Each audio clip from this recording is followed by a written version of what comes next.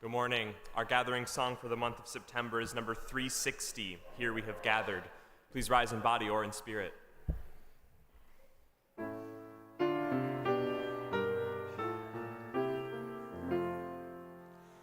Here we have gathered, gathered side by side, circle of kinship, come and step inside.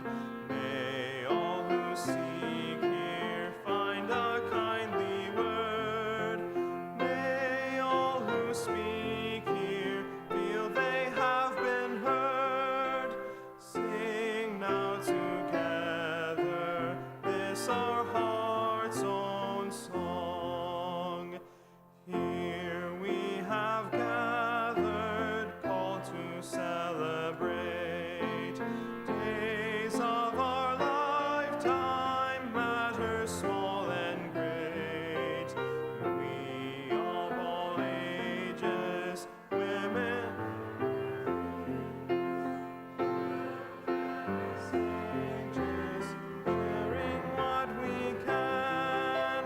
Sing now together this our heart's own song.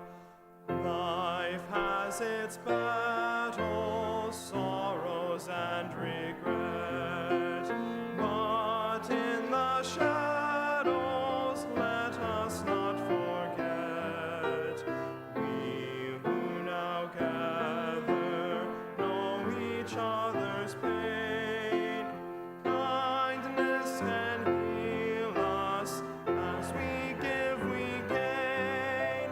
Sing now to friendship this our heart's own song.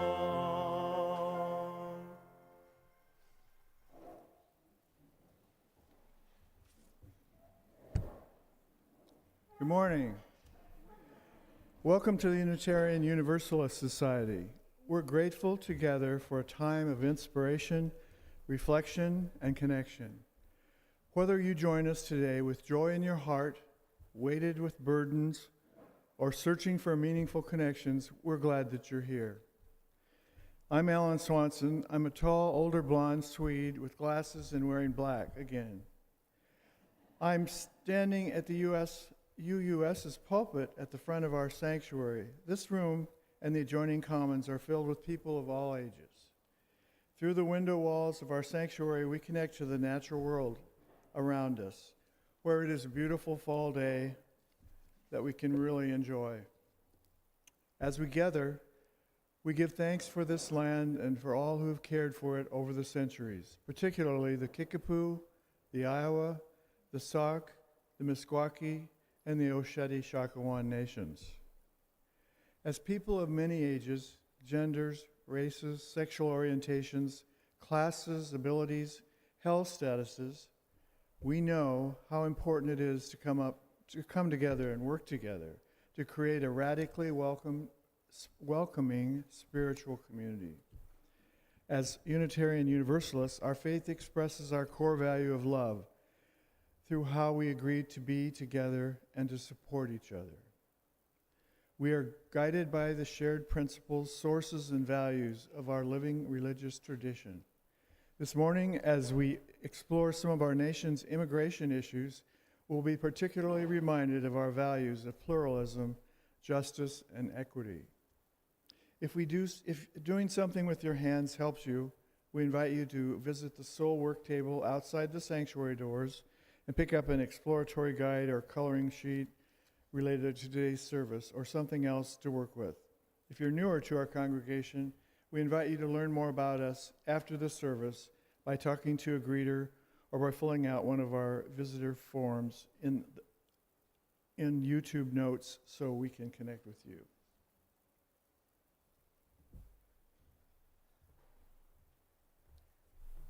Good morning.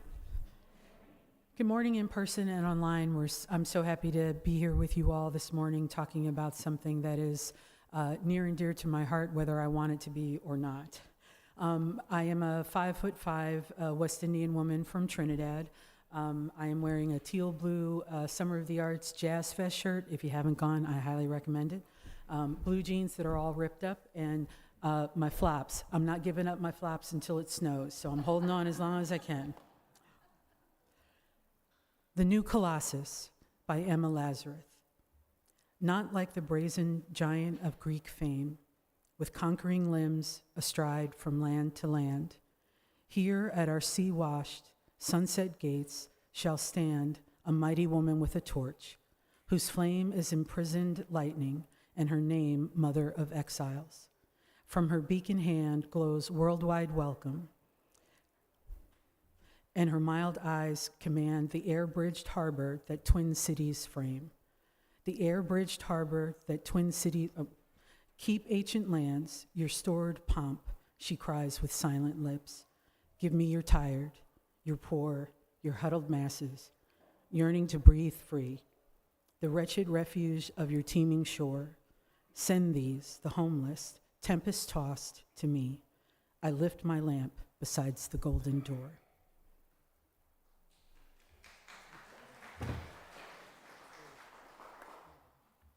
Our opening hymn for this morning is number 317, We Are Not Our Own. Please rise in body or in spirit.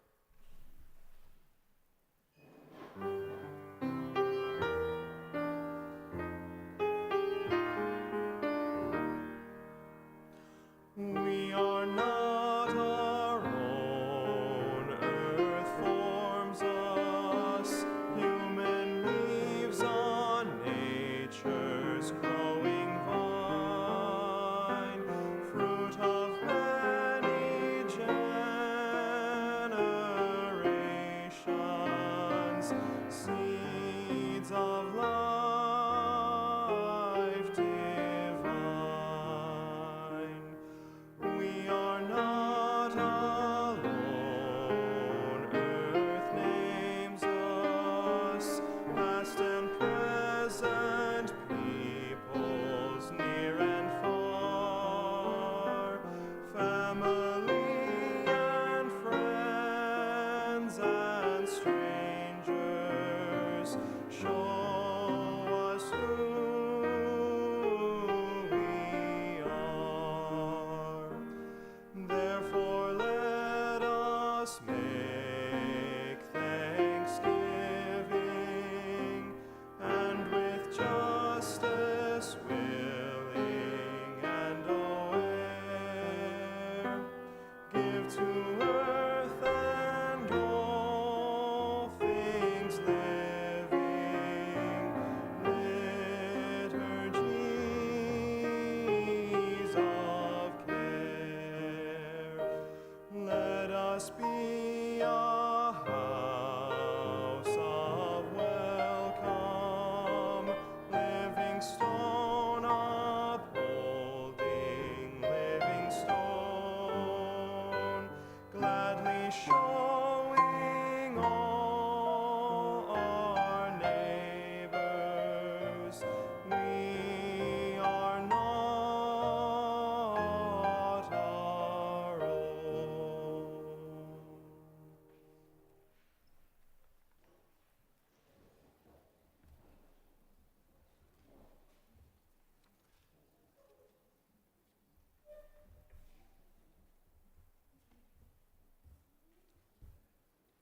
As Unitarian Universalists, we light a flame within a chalice as a symbol of sanctuary, safety, and hope, to unite us in our worship and to remind us of our ongoing search for the truth, for the light of truth.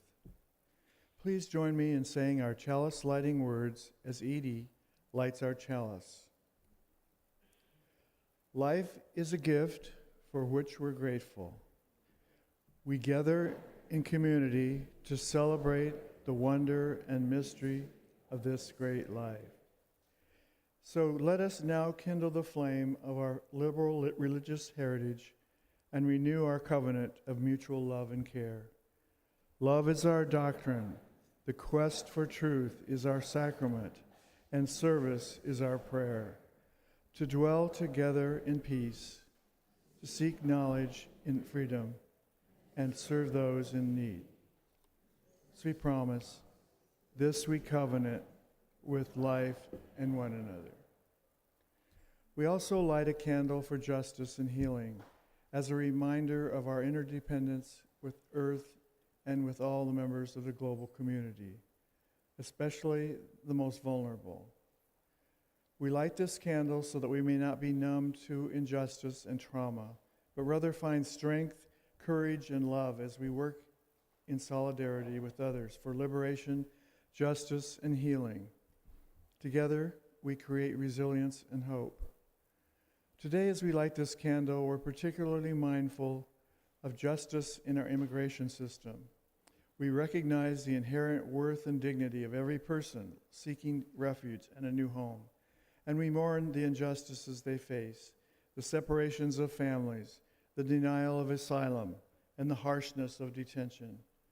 We commit ourselves to the Unitarian Universalist principle of a free and responsible search for truth and meaning, and we seek a deeper understanding of the complex stories of migration. We light this candle for healing, for those who have been traumatized by their journeys, and for those whose lives have been upended by these policies. We pray for the restoration of families, the comfort of those who are alone, and the mending of the divisions that have torn our communities apart. May this flame remind us of our interconnected web of existence and inspire us to act with compassion, advocating for policies that reflect our shared humanity and our Unitarian Universalist principles. As I light this candle, let's hold a time of silence to listen to our hearts and bodies.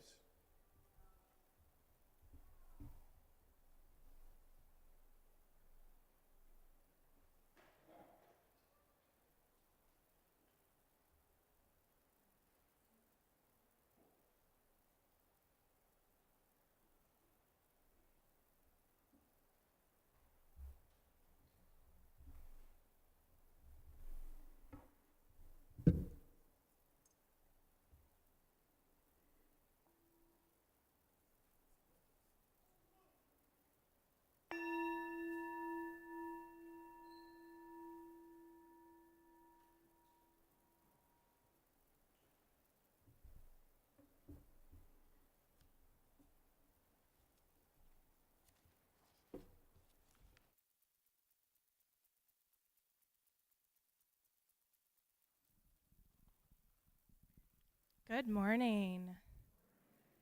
My name is Nick Kaplan. My pronouns are they, them. I'm the grateful director of Lifespan Religious Education here at UUS. And today, the curly, graying hair that I definitely got from my Sicilian grandmother is down, thanks to the cool weather that we're having. Did you know that on my way to being a Unitarian Universalist religious educator, first I was a doula and a childbirth educator?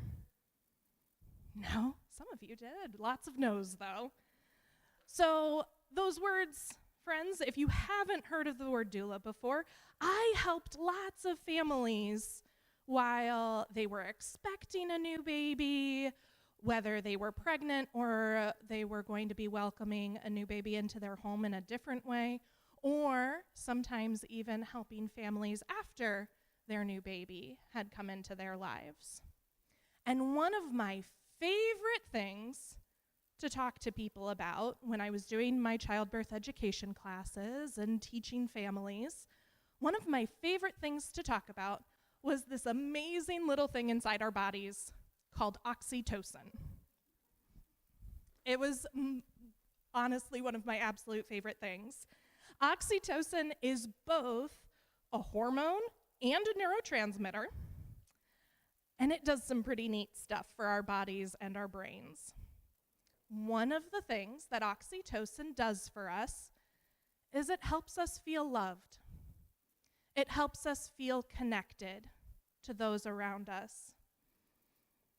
Our bodies will release oxytocin when we're hugged, if we're snuggling a beloved pet, and even if we are sharing a meal across the table with someone. We don't even have to be talking. We can just sit together, share some food, and our bodies will help us feel loved and connected. Thinking about sharing a meal and feeling connected to someone makes me think of the poem Red Brocade by Naomi Shihab Nye.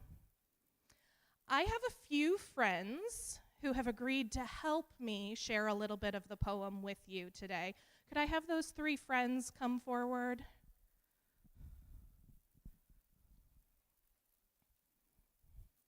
Yeah.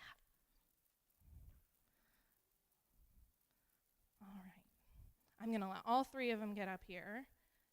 Edie, you'll be behind Coraline. And yes, perfect.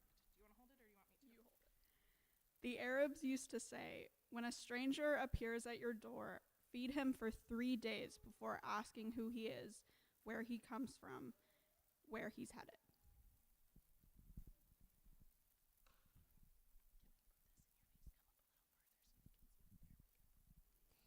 That way he'll have strength enough to answer. Or by then, you'll be such good friends you don't care. Thank you, friends.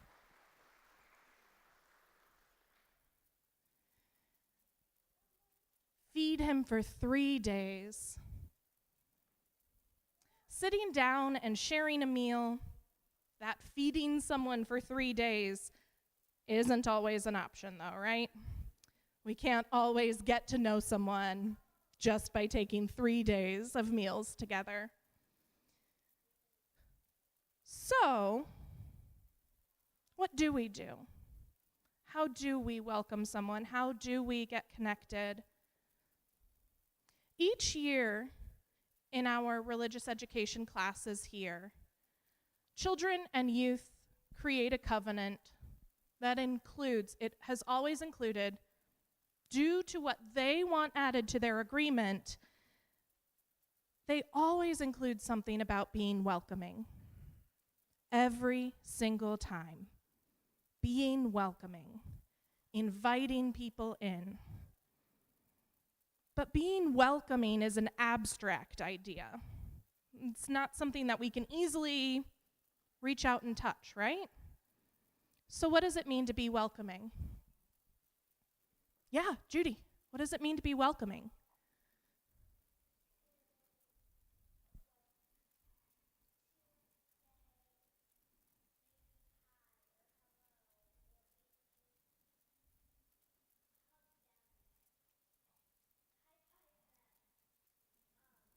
So a greeting. So it might be a verbal greeting. Thank you, Judy. That was a great start. So it might be a verbal greeting. It might be a hi or hello. If you know them a little bit more, you might offer them a hug, or if that's just who you are a hugging person. Maybe that is how, whoa, yeah. Maybe that's how you'll invite them in.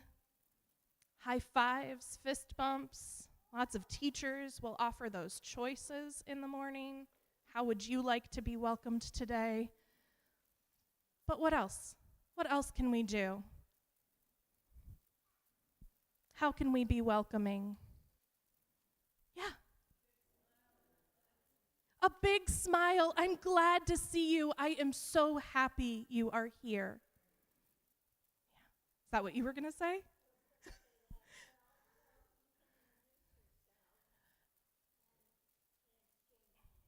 Introduce yourself. Share your name first before asking them theirs. Yeah. Smiles and words are great ways. Yeah. The absence of prejudgment and criticism. All right. Welcoming the whole person. No matter who they are, no matter what they're wearing, no matter anything that you can see or perceive about them. Yeah. Yes.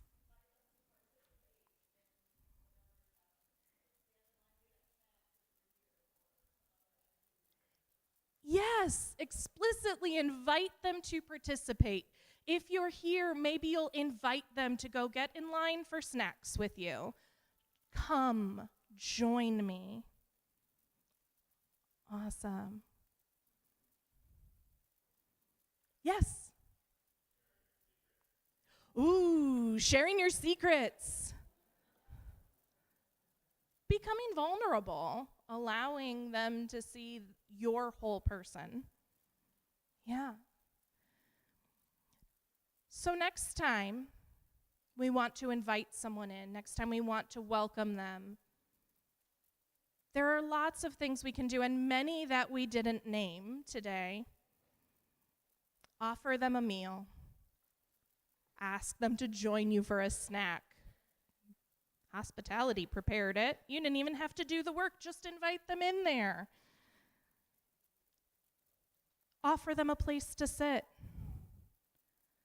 Share your name. Share a smile, a greeting. Listen for their responses. Listen for their name. Do your best to remember it so that next time you see them, you can call them by that name, by the name they shared with you. Show that you have listened. Listening is an important one when we're talking about it in religious education. The kids always name listening when someone else is speaking as a part of welcoming, right? Or any other wonderful idea, ways that you can invite them in, ways that you can listen to them, listen to their story, and connect.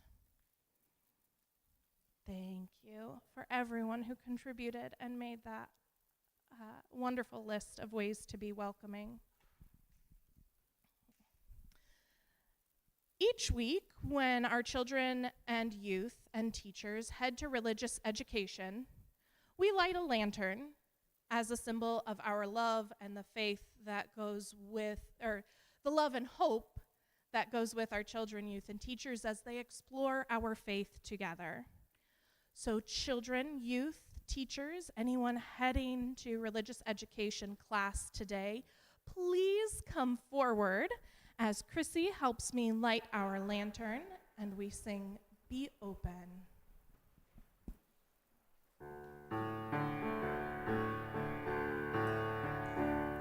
Be open for something wonderful to happen. Be open to the possibility. Be open for something wonderful to happen. Be open to the possibility. Aye, aye, aye, aye,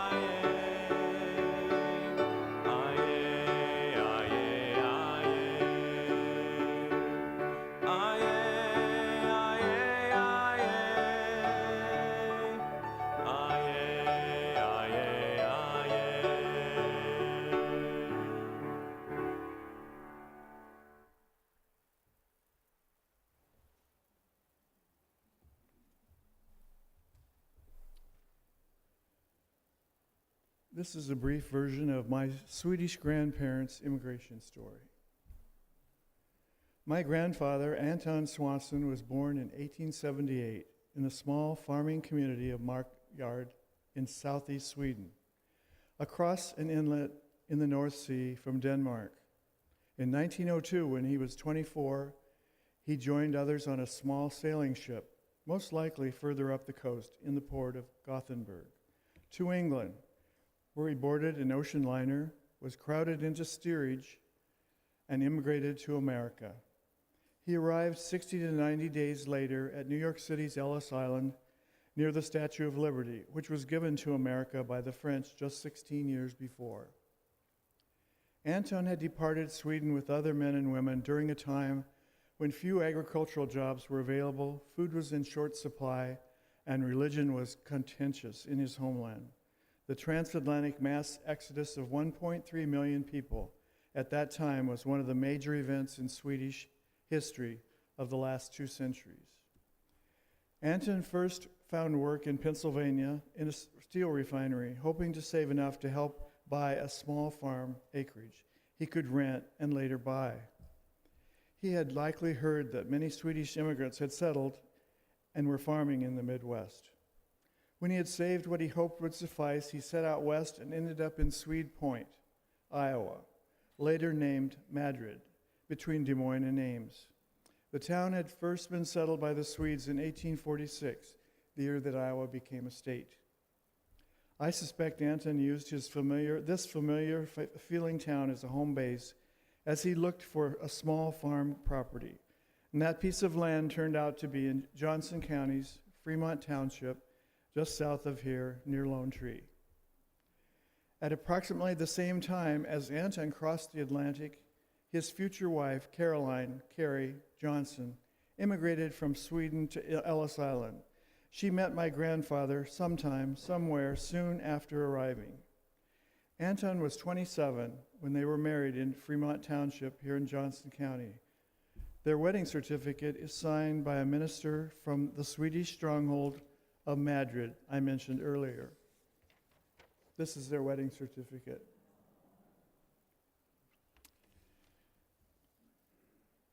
I know very little about my grandmother, Carrie, because she died when Anton was 63 in 1941, 3 years before I was born. I believe she had to be adventurous and strong, and I know she was beautiful because I remember an oval wood-frame photograph of her that used to hang in their living room. There was great opportunity in Iowa. Even so, times were difficult for immigrants who had to learn our language and customs. The hard work of farming they knew well. Carrie gave birth to 7 children, 2 girls and 5 boys. My dad was number 7 when Anton was 40, and like Dad's siblings, was born in their small white farmhouse, not in a hospital. There were many mouths to feed, but somehow it worked. I just have a few small tidbits that I remember. As I was growing up on my dad's farm, not far from Grandpa Anton's, Dad sometimes fixed bread and milk as a sort of cold soup snack with sugar added. I asked him about it, and he said he had really grown to like it from having it often back then, back when his dad's family came up short. He also mentioned that he and one of his brothers rode horses, including in winter, to Lone Tree High and protected them in a dilapidated building next to the school until it was time to ride the 2.5 miles home. There were many stories of hardship and sorrow in my Swedish family, but I have one that really touches me the most. When one of the 7 children, Carl, died in the scarlet fever epidemic of the early years of the last century, his burial was held in the family cemetery just up the hill from their farmhouse. The rest of the family was quarantined and had to stand in their yard to watch Carl's graveside service from a distance. This is not directly related to them being immigrants, but it is probably the most difficult thing they had to endure. Grandpa Anton died at age 77 in 1955 when I was 11. I miss him for many reasons. An unusual one was that he exposed me as a little boy to coconut cream pie. When I went with him several times to the sale barn that had a lunch counter. To this day, it is my very favorite pie, and when I see it or eat it, I remember him. I respect and admire Grandpa Anton and what he and Carrie were able to achieve as immigrants. Theirs was a memorable time when our nation was continuing to grow as a great melting pot, and new people were not being harassed or deported. People seem to have real convictions about the right things, as we do at UUS.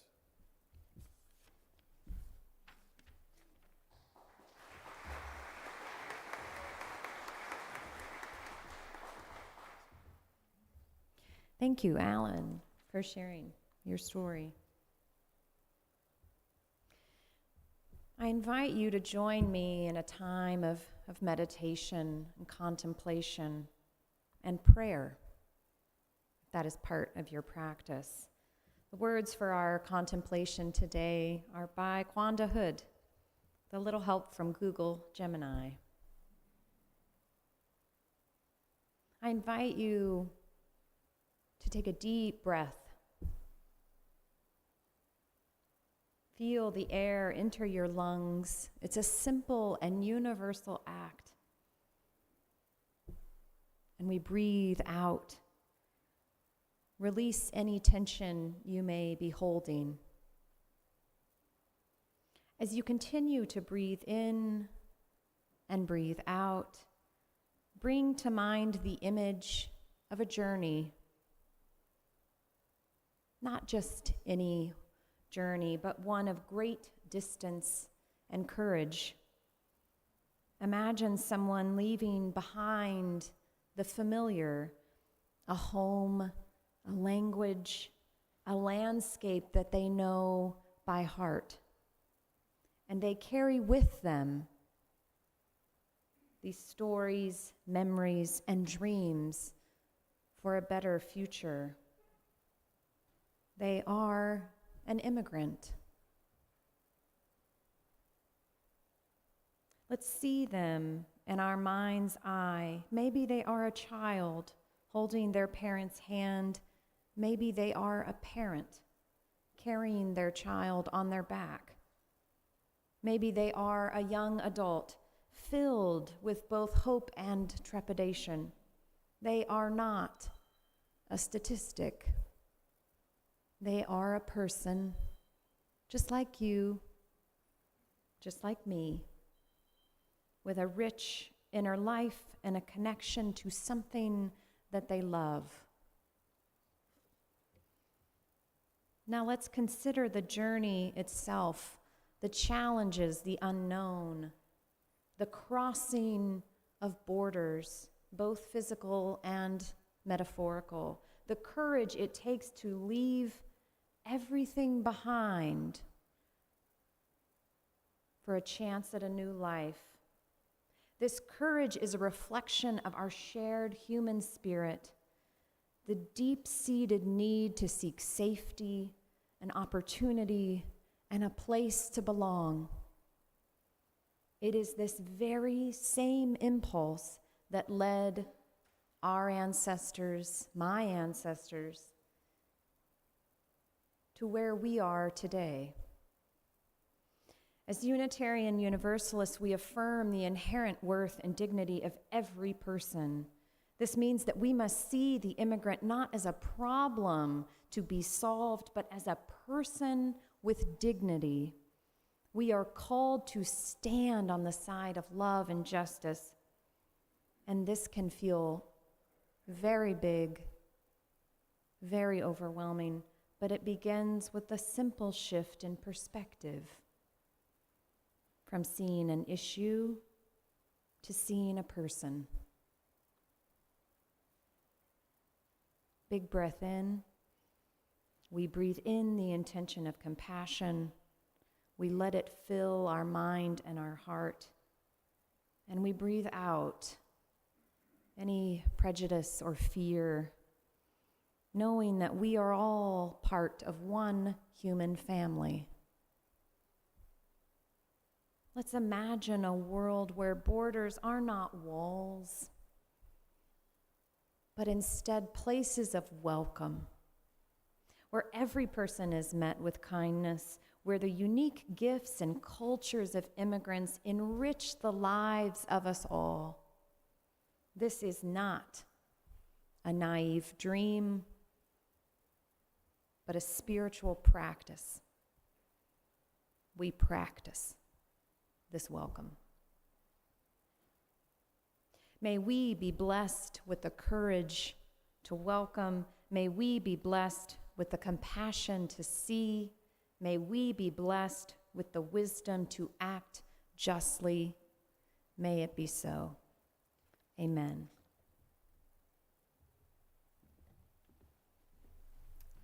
Thank you so much. That was lovely.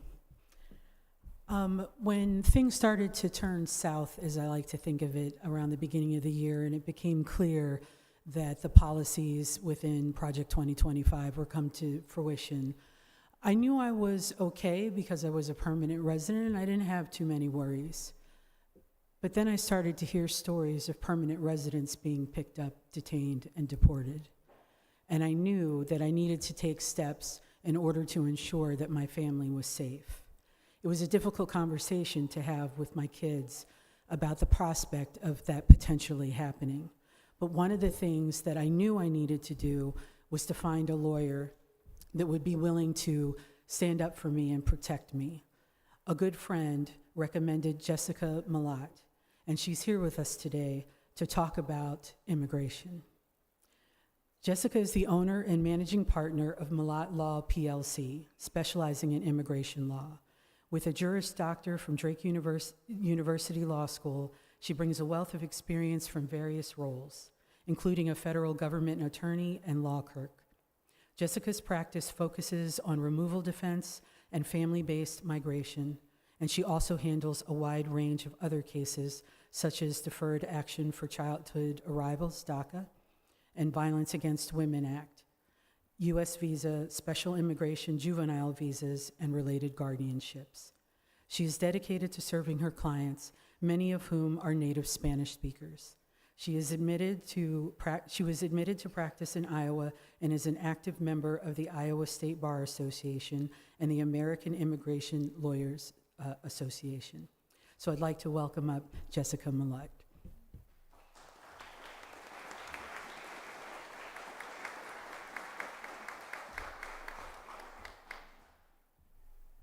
Hi, I'm Jessica.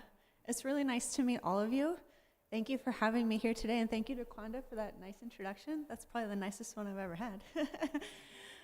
Immigration lawyers, or, well, this administration, they don't like us so much because we're trying to, actually follow the law and defend people who are vulnerable, who are in vulnerable positions, right? So I kind of wanted to give you, a lot of my opinions, so let's just say that my disclaimer is this isn't legal advice necessarily, right? But a background, and hopefully will give you a lot of context on what it's like to be an immigrant, not only in the US, but specifically in the state of Iowa.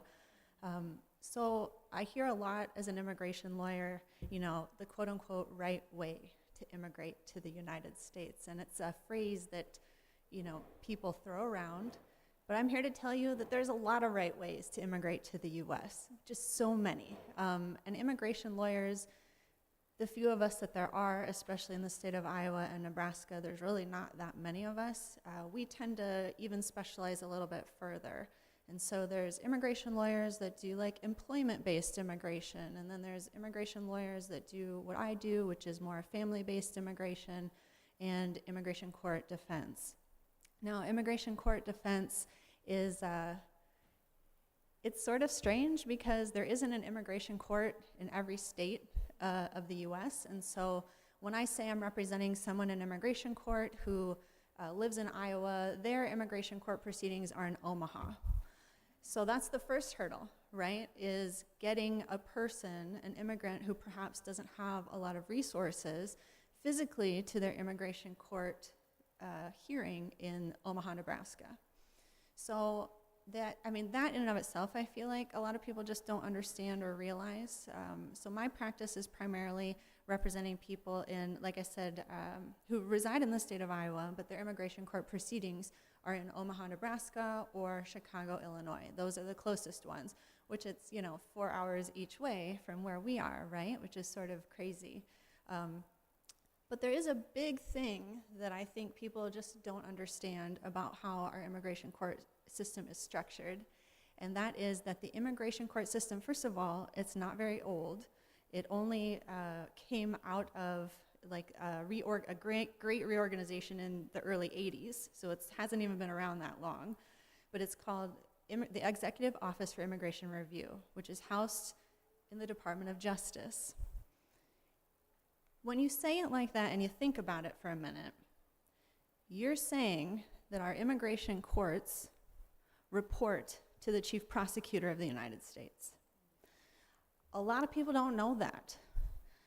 I think that our immigration court system needs to be extracted from the Department of Justice. And the way we're headed now, that's not going to happen, because I've worked through now 5 administrations, and I will tell you that every time there's a new administration, the first thing they do, because it's low-hanging fruit, is get whoever the Attorney General is to change just a whole bunch of rules and regulations, right? Not only that, but case law gets rearranged to bend to the will of that particular administration, whether good or bad. So in this situation, you probably already know, but we are in an immigration crisis. Not to be alarmist, but over the last 6 months, I've seen things that I have never seen before in my, 18 years of practice now. So a couple of, just to make you more knowledgeable, to give you more background about what exactly is going on, things like even just late this last Friday, decades of case law and how it had been interpreted by previous courts and circuit courts was stricken down by the Board of Immigration Appeals, which is housed, again, in the immigration court system, which is under the Department of Justice. So you may have seen in the news, there has been a mass exodus of immigration judges because they're being kicked out. Great judges with just tons of immigration experience, which is one of the most complex areas of the law, are just being fired right and left or leaving of their own accord because of the really difficult nature of working under this administration. So what that means is it has created what I think is a manufactured crisis whereby judges with all this experience and institutional knowledge are being forced out, and then people with little to no experience hop right in. So we're at a position where I've now appeared in front of people where I have more immigration court experience than they do. And it is, I know I've been doing it for a while, and sure, someone can be new and everything, but when you haven't even ever practiced as an immigration practitioner, and then you try to be an immigration judge, that just really doesn't help what remnants of the system we have left.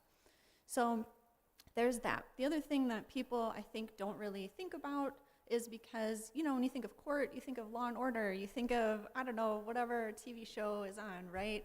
You don't think of the fact that in immigration court, it is a civil system, and so you are not given a public defender. So not only are immigrants trying to, make it the 4 hours to their immigration courts by themselves, maybe not understanding or knowing the English language, they also, when they get there, won't have anybody appointed to represent them. When this is a system that is in flux and you're, expected to sort of represent yourself, we call it representing yourself pro se, that is, talk about a hurdle, right?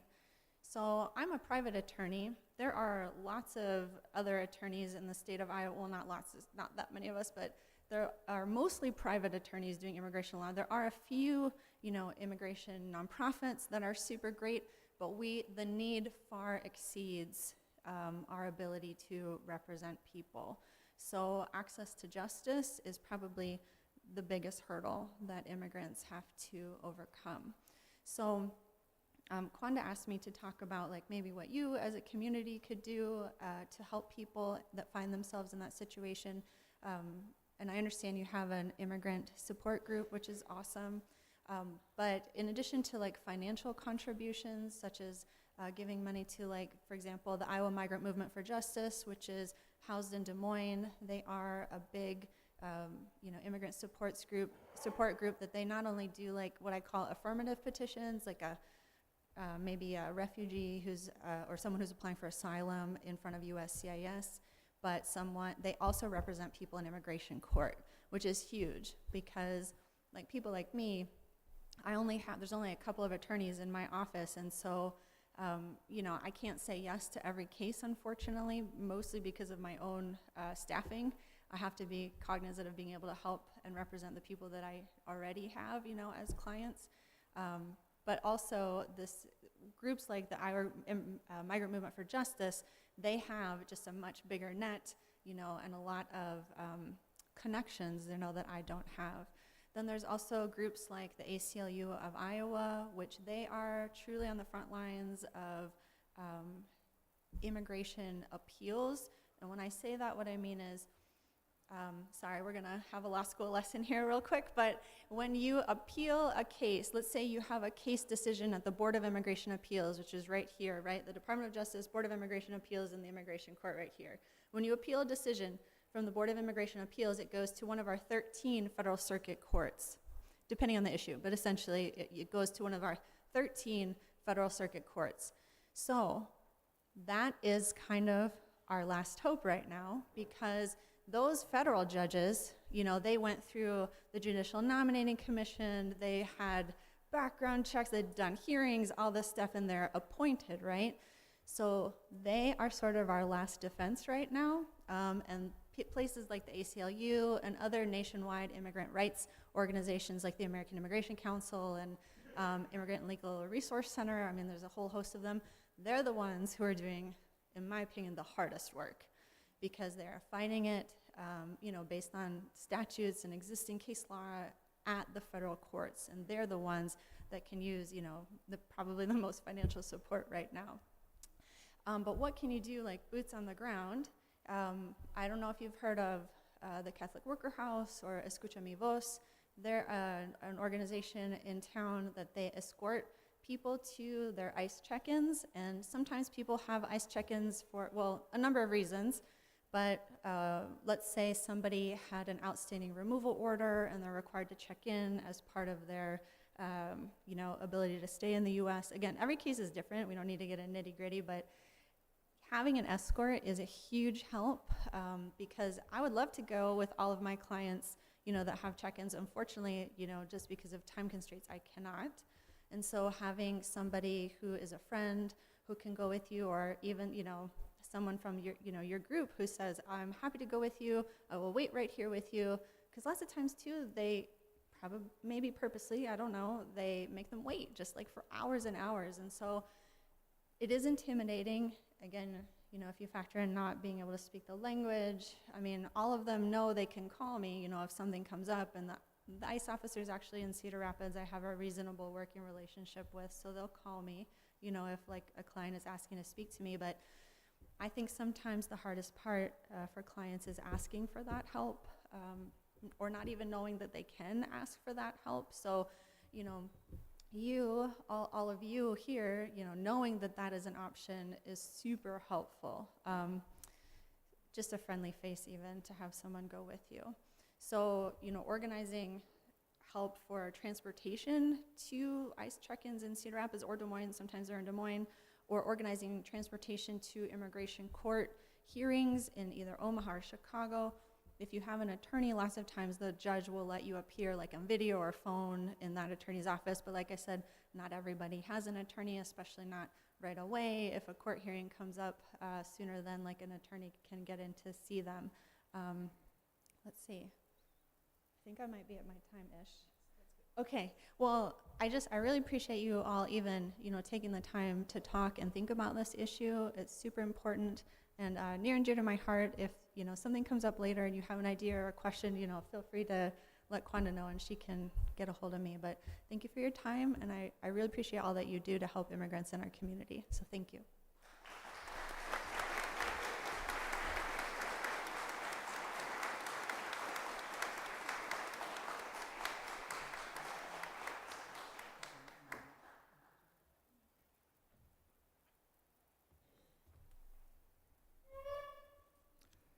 How we give and what we do with our lives is a reflection of our values. In response to the abundance we are blessed with, every week this congregation donates generously to organizations in the community whose work aligns with our values and principles. Our community partner this month is Shelter House, which since 1983 has provided safe shelter and support services to those who are homeless or at risk of homelessness. Shelter House now operates 60 supportive housing units and focuses on programs and support services that annually help hundreds of adults, children, and families get back on their feet. In the sanctuary, all cash collected goes directly to our community partner agency and the Community Common Fund. If you are writing a check, please use the memo line to designate the purpose as for your community partner, your pledge, or a gift to support our operating expenses. You can follow the instructions on the screen or give online or via text. Your offerings are a sign of your commitment to this congregation, which is completely supported by the generosity of all who join with us. As we give and receive the offering, may we be transformed by our giving, and may the world be transformed by our gifts.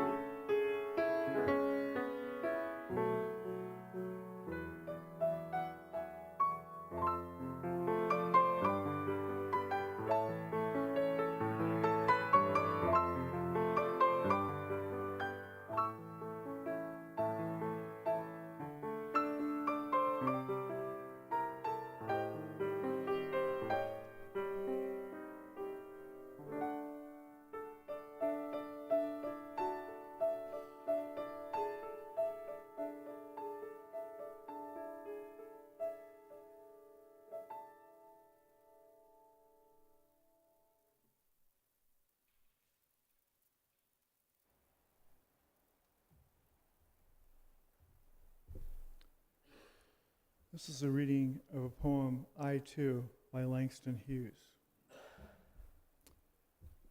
I too sing America. I am the darker brother. They send me to eat in the kitchen when the company comes. But I laugh and eat well and grow strong. Tomorrow I will be at the table when the company comes. Nobody will dare say to me, eat in the kitchen, then. Besides, they'll see how beautiful I am and be ashamed. I too am America.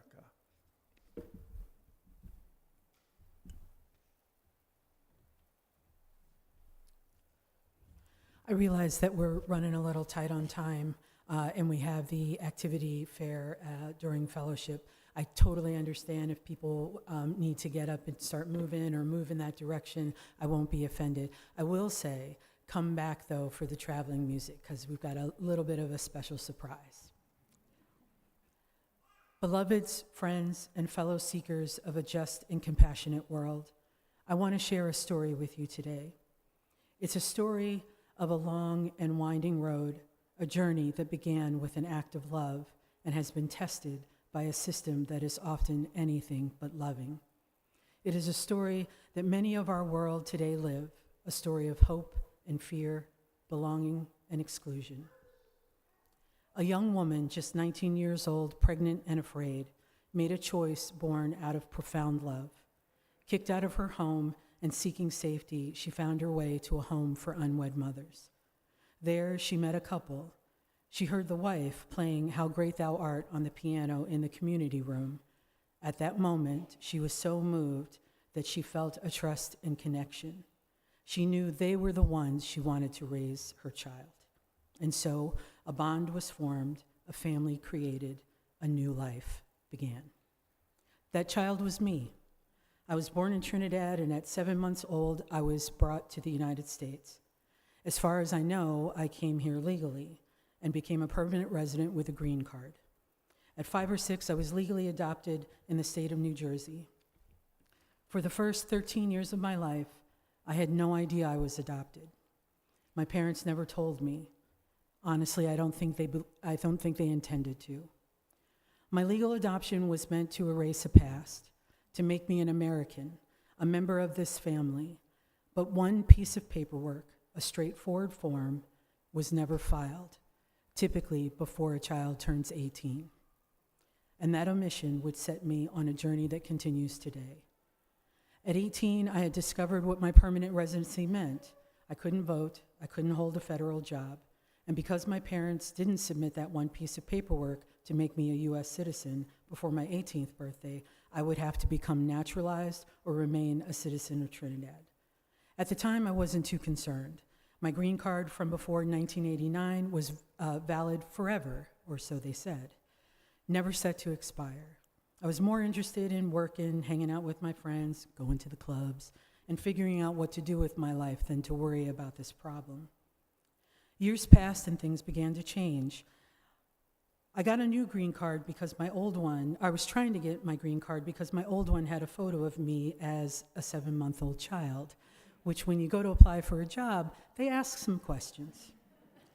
This seemingly simple task became an odyssey, a long line wrapped around a building in Philadelphia, a trip to a wrong window, and then a long wait at the right one. This is at the immigration office.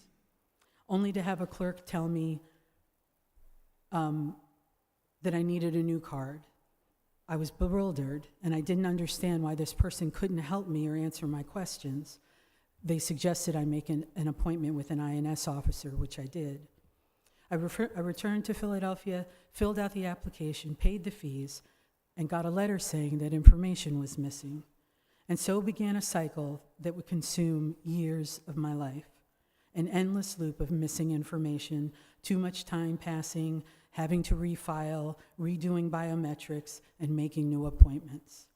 No one seemed to know why this was so difficult. The system was broken. After 9/11, the rules changed. Old green cards had to be renewed by everyone. All the ones before 1989 expired. The pressure mounted. As I moved to Iowa from Tennessee, the same struggles continued, only now I had a photocopy of my original green card because you have to surrender it when you apply. So that was my only way to prove to anyone that I was legal to stay in the United States and work here. Many employers were gracious and understanding, accepting the photocopy and my inch stack of letters showing that I was trying to get this resolved. But I was stuck, trapped in a bureaucratic purgatory. I hired an immigration lawyer at one point. She couldn't get a straight answer either. After numerous appointments, thousands of dollars, and countless hours of my life, a new officer in Des Moines reviewed my file, punched a few buttons like when you have to have your ticket rebooked, and said, "You'll get it in about 3 months, they're a little backed up." I sat there. I was stunned. This was never an answer that I had gotten. I teared up. I was told that my decade-long struggle was because they couldn't find my original entry paperwork on microfiche. The notes also said that they were unsure why I was even applying for renewal because my parents were U.S. citizens. They didn't seem to get it either. Just because your parents are citizens didn't automatically make me one. And here I was trying to explain that to the authorities. I was exhausted, disheartened. I couldn't travel outside the U.S. because I had no valid passport.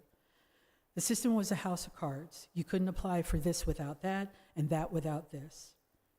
I often wondered if this is what it was like for me, someone who speaks English well and has lived there their entire lives, how on earth does someone alone who barely speaks the language and has no money or resources to do this? I want to share a story with you that happened about a week ago. 2 young men were doing yard work for my family. They're immigrants, and we're struggling. And I was grateful that I was in a position to be able to give them some work and help them. When they were done and ready to leave, a sheriff's car turned down our street, which is not normal. When they were done and ready to leave, so when I saw that sheriff's car, Mama Bear kicked in, and I wanted to protect these people, even though I knew I could potentially be putting myself at risk. I told the family to wait. I drove around our neighborhood to see where the sheriff was and was willing to put myself at risk to protect this beautiful family. Beloveds, this is where my story and the stories of so many others connect with our Unitarian Universalist values. The first principle calls us to affirm and promote every person's inherent worth and dignity. These young men, their families, and everyone seeking a better life are not criminals or predators. They are human beings, after all, and deserve empathy and compassion. The second principle is justice, equity, and compassion in human relations. This broken, dehumanizing immigration system is a violation of justice. Tearing families apart, detaining innocent people, and forcing people to live in fear is not compassionate.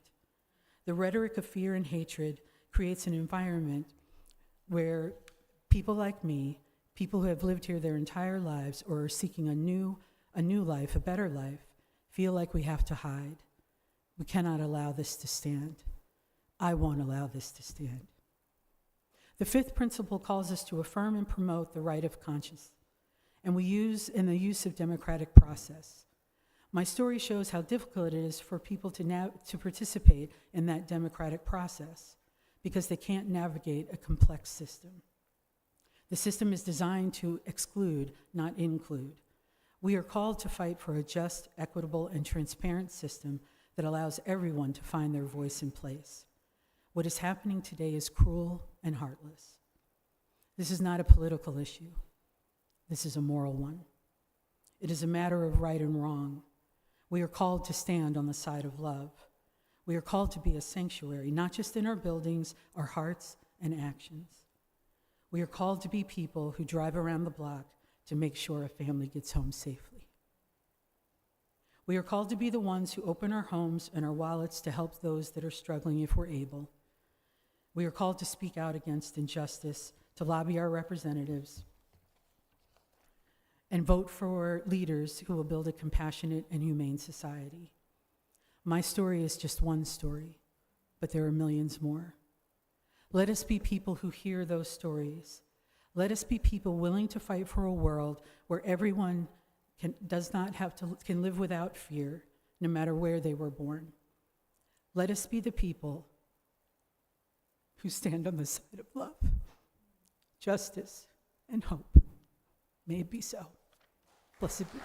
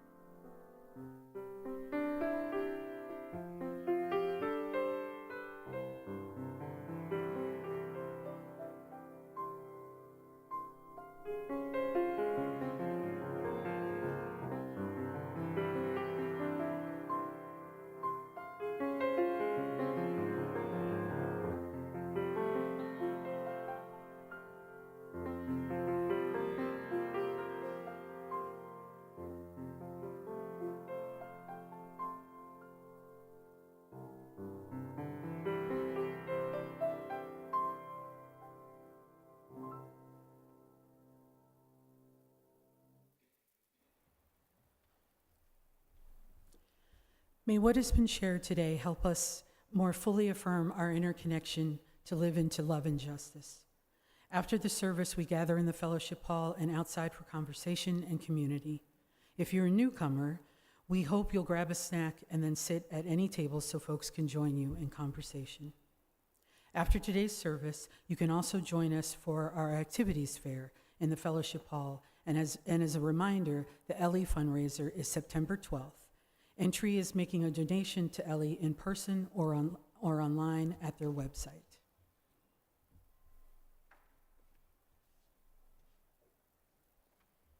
Closing hymn for this morning is number 168, One More Step. Before we sing this hymn, we just want to acknowledge that there is some use of ableist language in this hymn, but we invite everyone to pay more close attention to the message of the song instead. Please rise in body or in spirit.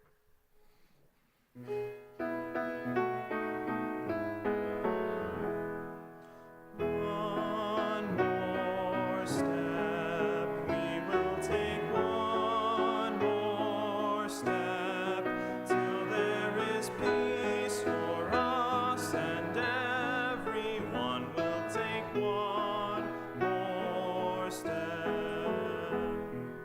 One more word, we will say one more word, till every word is heard by everyone. We'll say one more word. One more prayer, we will say one more prayer, till every prayer is shared by everyone. We'll say one more prayer. One more song, we will sing one more song, till every song is sung by everyone. Will sing one more song.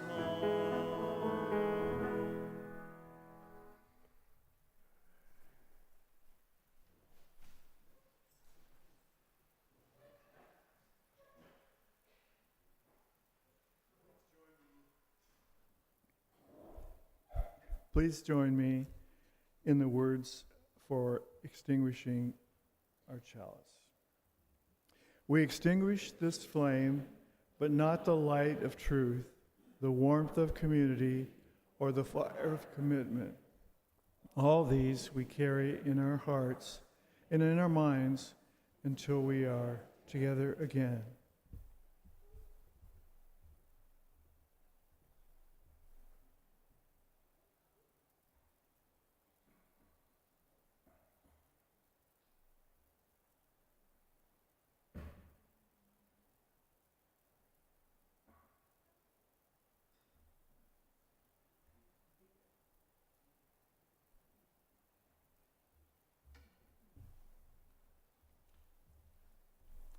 Again, thank you for your grace. On foreign shores, a hopeful heart, a past fractured, torn apart, a tongue that struggles, slow and new, to form the words of me and you. The scent of spices, rich and deep, a homeland's memory to keep. The rhythmic dance, a mournful song, a world to which they still belong. They trade the sorry for jeans, the ancient rites for modern scenes. They learn the customs, learn the pace, to find their footing in this place. The children's laughter, bright and clear, erases whispers of fear. They speak of baseball, school, and friends. A culture's journey never ends. The melting pot, a hurried myth, a fragile, painful, shifting pith. For some, the metal melts away. For others, scars of yesterday remain, a quiet, stubborn ache.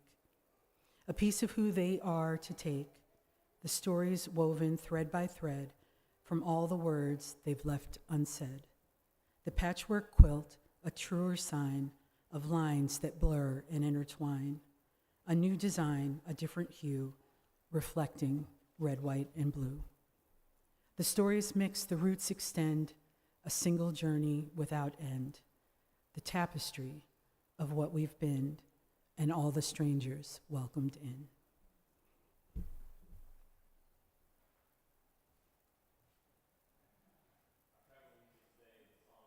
Train.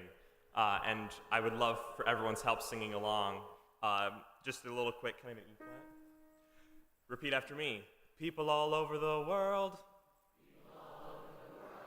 join hands, start a love train,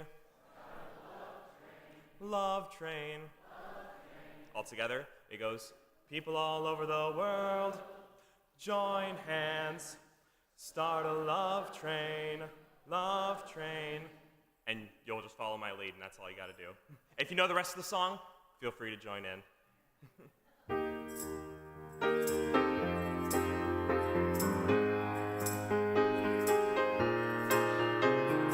People all over the world, join hands, start a love train, love train. People all over the world, join hands, start a love train, love train. The next step that we make will be England. Let all the folks in Russia and China too. Don't you know that it's time to get on board and let this train keep on riding, riding on through. People all over the world, join hands, start a love train, love train. People all over the world, join hands, start a love train, love train. All of your brothers over in Africa, let all the folks in Egypt and Israel too. Please don't miss this train at the station, 'cause if you miss it, I feel sorry, sorry for you. People all over the world, join hands, start a love train, love train. People all over the world, join hands, start a love train, ride, let it ride, let it ride, let it ride.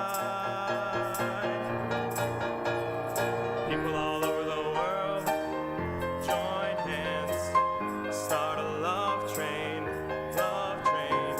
People all over the world, join hands, start a love train, love train. People all over the world, join hands, start a love train, love train. People all over the world, join hands, start a love train, love train. People all over the